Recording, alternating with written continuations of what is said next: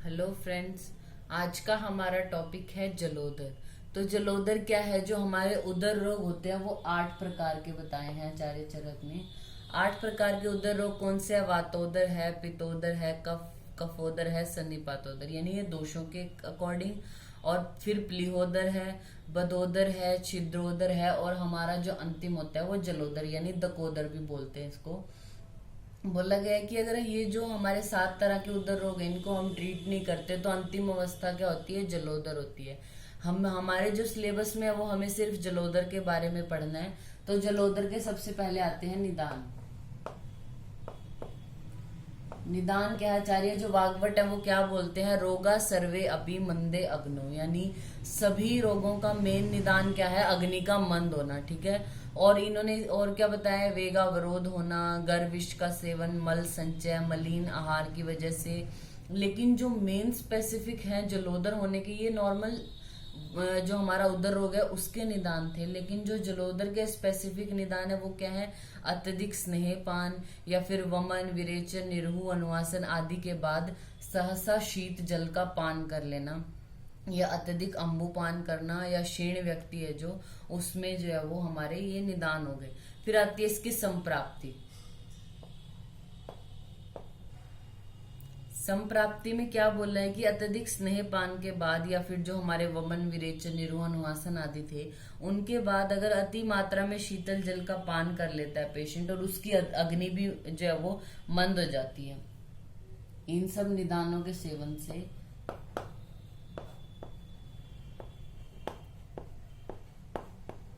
जो अग्नि है वो मंद हो गई, और जो अत्यधिक कृश व्यक्ति था उसमें आम की उत्पत्ति हो जाएगी। आम उत्पत्ति होने से जो स्रोतस है उनका अवरोध हो जाएगा, और कफ का पिच्छिल गुण बढ़ जाएगा, जिसकी वजह से जलोदर की उत्पत्ति हो जाती है। फिर हम इसके आते हैं पूर्व रूप। पूर्व रूप क्या बताए कि भूख कम लगेगी पेशेंट को, मुख माधुर्य होगा। ये इंपॉर्टेंट है इसका। अन्न के जीर्ण और अजीर्ण का ज्ञान नहीं होता, यानी खाना पच रहा है या नहीं पच रहा इसका ज्ञान पेशेंट को नहीं होता। पाद शोथ होना, श्वास मल मूत्र का अवरोध, अनाह आधमान, और उदर पर रेखाओं का दिखाई देना, ये सारे क्या है? इसके पूर्व रूप हैं। फिर आते हैं जो लक्षण होते हैं जलोदर के, वो 3 कंडीशन में आएंगे। सबसे पहले होती है हमारी अजातोदक अवस्था। सेकंड है हमारी पिच्छावस्था। Third is जातोदक। नाम से ही पता चल रहा है अजातोदक, यानी उदक जो है वो अभी उत्पन्न नहीं हुआ। अजातकोदक अवस्था। पिच्छावस्था, पिच्छा क्या होती है? जैसे झाग की फॉर्म में आ रहा है अभी जो पानी है, तो पिच्छावस्था। जातोदक यानी जो फ्लूइड है, यानी जो हमारा जल है वो उत्पन्न हो गया, तो हम वो हमारी जातोदक अवस्था होती है। तो अभी फ्लूइड इकट्ठा नहीं हुआ, यानी अजातोदक अवस्था में क्या होगा? आधमान होगा, मूत्र प्रवृत्ति कम हो जाएगी, मल काठिन्य हो जाएगा, आटोप हो जाएगा पेशेंट को। फिर आती है पिच्छावस्था का मतलब क्या है कि त्वचा और मांस के बीच में जल पिच्छा के रूप में आता है। स्थैमित्य होता है इसमें पेशेंट को, उदर की वृद्धि होती है, उदर उत्सेत होगा। फिर आती है जातोदक अवस्था, यानी अब जो पानी है वो अच्छे से भर चुका है, यानी जलोदर वाली कंडीशन हो गई है, तो उसमें पेशेंट को गुदस्राव होगा, अरुचि, तृष्णा, उदर शूल, कांस, श्वास दौर्बल्य, और स्पर्श करने पर धृति के समान कंपन होगा। धृति क्या होती है? पानी से भरी हुई जो मशक होती है उसके समान उसमें कंपन होगा। मीन्स फ्लूइड थ्रिल जो टेस्ट है हमारा उसकी बात कर रहे हैं। प्रवृत्त नाभि होगी, यानी इवर्टेड अम्बलाइकस होगा। उदर पर सिरा जाल व रेखाओं का दिखाई देना। ये हमारे हो गए लक्षण। फिर उसके बाद आता है उपद्रव क्या होते हैं।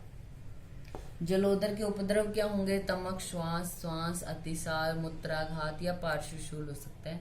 असाध्य लक्षण कब होंगे? यानी जलोदर असाध्य कब हो जाएगा? अगर मर्म स्थान में शोथ हो गया है, उदर की त्वचा पतली और आर्द्र हो गई है, जठराग्नि का नाश हो गया, और जितने भी उपद्रव हैं वो सारे उत्पन्न हो गए, मतलब असाध्य कंडीशन होती है। फिर हम पढ़ते हैं जो हमारा जलोदर है उसकी चिकित्सा। जो हमारा मेन है वो हमारा चिकित्सा का पार्ट होता है केसी में, लेकिन फिर भी कई यूनिवर्सिटीज में या एग्जाम इस तरीके से कंडक्ट करते हैं कि निदान, संप्राप्ति और लक्षणों का वर्णन करते हुए चिकित्सा का वर्णन करें। अगर ज्यादा मार्क्स में क्वेश्चन बनाना है तो उसका नॉर्मल भी पूछ लेते हैं, इसलिए हमने वो बता दिया आपको। फिर हम चिकित्सा को इसकी अच्छे से डिस्कस करते हैं। जलोदर का हम सबसे पहले पढ़ते हैं चिकित्सा सिद्धांत के बारे में। चिकित्सा सिद्धांत क्या है, यानी जो ट्रीटमेंट प्रिंसिपल हम यूज करते हैं। तो जैसा मैंने बताया आपको, सभी व्याधियों में जब आप केसी की लिखते हो तो सबसे पहले चिकित्सा सिद्धांत में आएगा निदान परिवर्जन, यानी संक्षेप्ते क्रिया योग निदान परिवर्जन।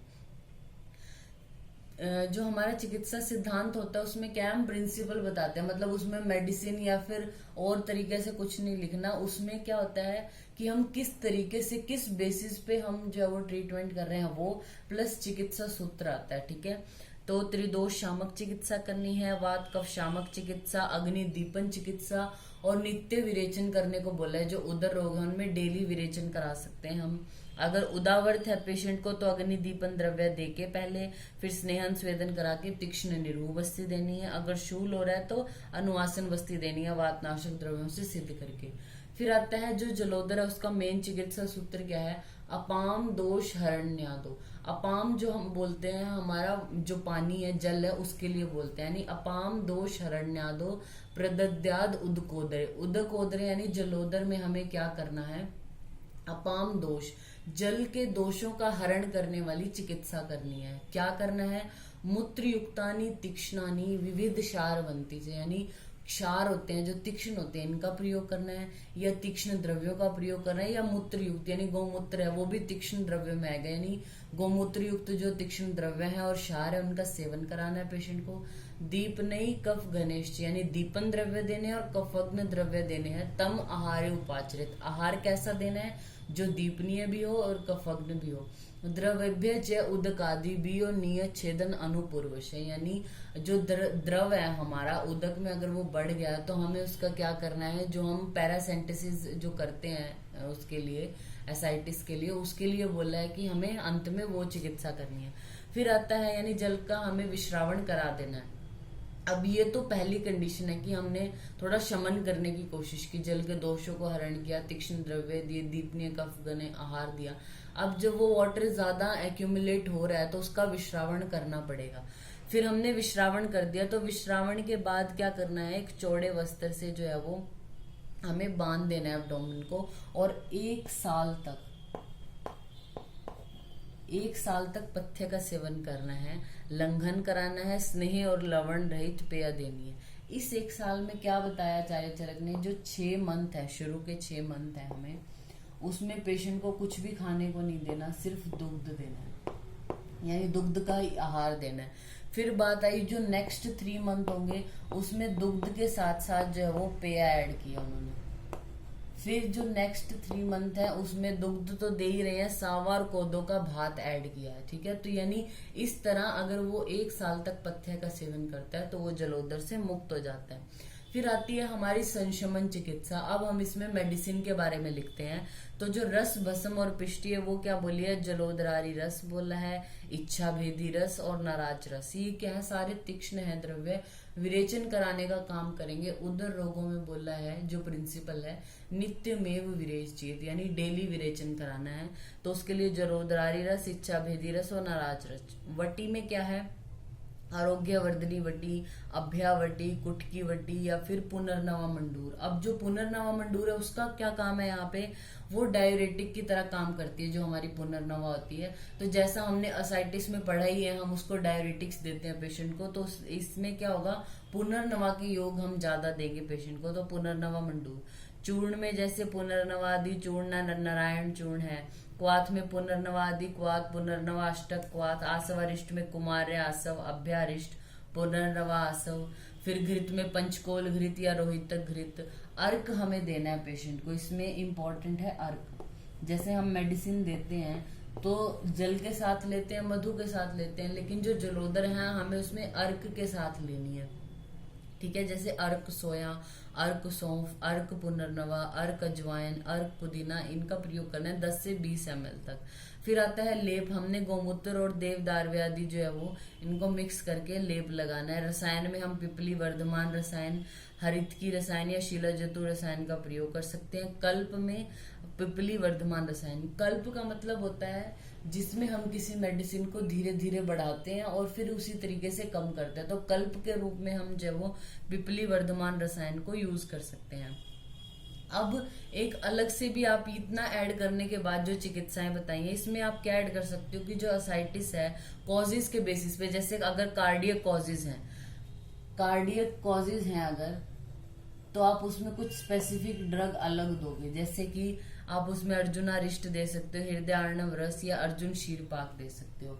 फिर आता है अगर रीनल कॉजेज की वजह से हुआ है तो उसमें आप चंद्र प्रभावटी, पुनर्नवा मंडूर, श्वेत परपटी, शीला जतवादी वटी दे सकते हो। फिर आता है अगर हिपैटिक कॉजेज की वजह से हुआ है, जो असाइटिस है हमारा, हिपैटिक कॉजेज की वजह से हुआ तो रोहितक अरिष्ट दे सकते हैं, आरोग्यवर्धनी वटी, यकृत प्लिहारी लो या जलोदरारी रस जो है हम दे सकते हैं। तो ये हमारा टॉपिक हो गया जलोदर। Thank you.